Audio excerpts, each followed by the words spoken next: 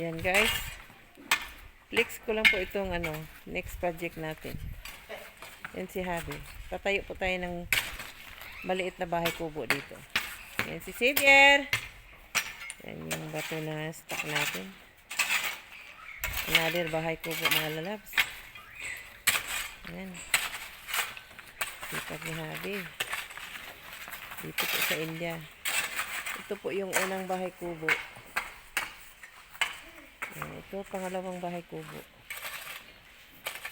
Ito po yung luma na bahay ng mother-in-law ko. Father-in-law. Ayan, 4 na kwarto. Sisirain po ito. Sisirain po ito lahat at gagawing bago. 2 bahay.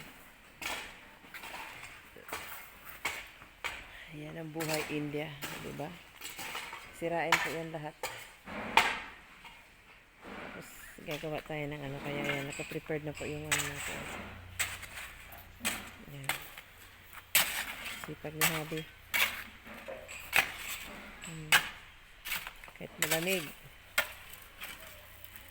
Nagpapawis siya dahil sa ganito po yung life dito sa India, mga love.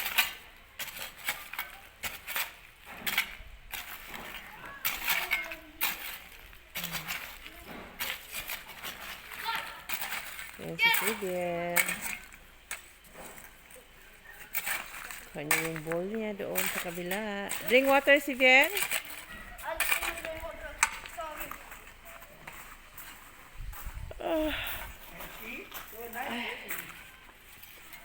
Sorry. Lekya, sa pangira buang sini. Itu punta setinggi. Bukan kasi sinisipit atas sikit. Ada dia. Xavier. Don't look me to this later.